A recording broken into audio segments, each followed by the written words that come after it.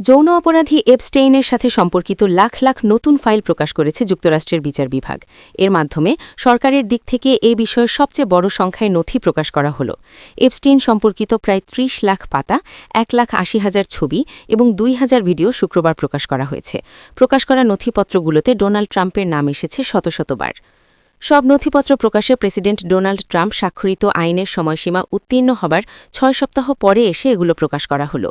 Deputy attorney general Todd ব্লঞ্চ বলেছেন, এগুলো আজ প্রকাশের মাধ্যমে দীর্ঘ এবং বিস্তারিতভাবে নথি খুঁজে যাচাই করা এবং যুক্তরাষ্ট্রের জনগণের কাছে আইন মেনে চলা ও স্বচ্ছতা নিশ্চিত করার জন্য এগুলোর যাচাই প্রক্রিয়া সম্পন্ন হল।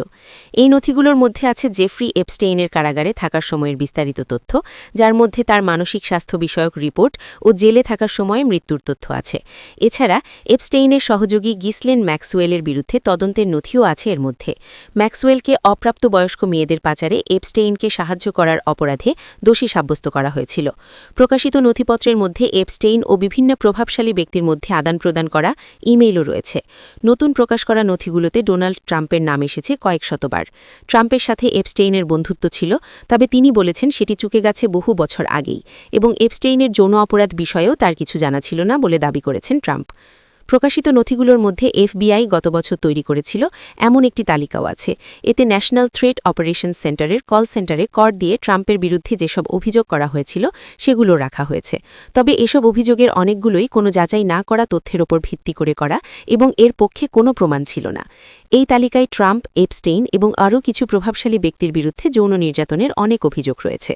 ট্রাম্প বরাবরই এপস্টেইনের সঙ্গে সম্পর্কের ক্ষেত্রে কোনো অনিয়মের কথা অস্বীকার করে আসছেন এবং এপস্টেইনের অপরাধের কোনো ভুক্তভোগীও ট্রাম্পের বিরুদ্ধে কোনো অপরাধের অভিযোগ করেননি। সর্বশেষ অভিযোগগুলো সম্পর্কে প্রশ্নের জবাবে হোয়াইট হাউস ও বিচার বিভাগ নতুন নথির সঙ্গে প্রকাশিত একটি বিবৃতির এক অংশের দিকে ইঙ্গিত করেছে। যুক্তরাষ্ট্রের বিচার বিভাগের ওই বিবৃতিতে বলা হয়, কিছু নথিতে প্রেসিডেন্ট ট্রাম্পের বিরুদ্ধে মিথ্যা ও অতিরঞ্জিত অভিযোগ রয়েছে। এগুলো ২০২০ সালের নির্বাচনের ঠিক আগে এফবিআইয়ের কাছে জমা দেওয়া হয়েছিল। এতে আরও বলা হয়, স্পষ্টভাবে বলতে গেলে এসব অভিযোগের কোনো ভিত্তি নেই এবং মিথ্যা। যদি এগুলোর সামান্য বিশ্বাসযোগ্যতাও থাকত, তাহলে সেগুলো অনেক আগেই প্রেসিডেন্ট ট্রাম্পের বিরুদ্ধে অস্ত্র হিসেবে ব্যবহার করা হতো। মাইক্রোসফটের সহ-প্রতিষ্ঠাতা বিল গেটসের একজন মুখপত্র সর্বশেষ প্রকাশিত এপস্টেইন নথিতে থাকা অভিযোগে জবাব দিয়েছেন। মিস্টার গেটস যৌনবাহিত রোগে আক্রান্ত হয়েছিলেন এমন তথ্য সেখানে করা হয়েছে। তার মুখপত্র এসব অভিযোগকে একেবারেই হাস্যকর এবং সম্পূর্ণ মিথ্যা বলে মন্তব্য করেছেন। ২০১৩ সালের ১৮ জুলাইয়ের দুটি ইমেইল এপস্টেইনের লেখা বলে মনে হয়, তবে সেগুলো আদৌ বিল গেটসকে পাঠানো হয়েছিল কিনা তা পরিষ্কার নয়। ইমেইল দুটি এপস্টেইনের নিজস্ব ইমেইল ঠিকানা থেকে পাঠানো এবং আবার সেই একই ঠিকানায় ফেরত এসেছে। মিস্টার গেটসের সঙ্গে যুক্ত কোনো ইমেইল ঠিকানা সেখানে দেখা যায়নি। এছাড়া ইমেইলই স্বাক্ষরবিহীন। ইমেইলগুলোর একটিতে বিল ও মেলিন্ডা গেটস ফাউন্ডেশন থেকে পদত্যাগপত্রের মতো করে লেখা হয়েছে। সেখানে দাবি করা হয়েছে যে রুশ মেয়েদের সঙ্গে যৌন সম্পর্কের পরিণতি সামলাতে গেটসের জন্য ঔষধ সংগ্রহ করতে হয়েছিল। এপস্টেইন সম্পর্কিত সব নথি প্রকাশের গল্প এখানেই শেষ হল কিনা তা এখনও নিশ্চিত নয়।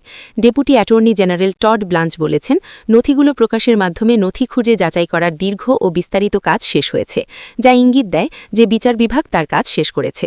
তবে ডেমোক্র্যাটরা এখনও দাবি করছেন যে বিচার বিভাগ কোনো যুক্তিসঙ্গত কারণ ছাড়াই সম্ভবত প্রায় ২,৫০,০০০ নথি আটকে রেখেছে। Democrat Congressman Ro Khanna Republican Congressman Thomas মেসির সঙ্গে মিলে এপস্টেইন ফাইল ট্রান্সপারেন্সি অ্যাক্টার উদ্যোগ নিয়েছিলেন। তিনি বলেছেন যে তিনি এ বিষয়ে সতর্ক। বিচার বিভাগ জানিয়েছে তারা ৬ মিলিয়নের বেশি পেজ শনাক্ত করেছে, কিন্তু যাচাই এবং কিছু অংশ কাটছাঁট করার পর প্রায় ৩.৫ মিলিয়ন পেজ প্রকাশ করা হয়েছে।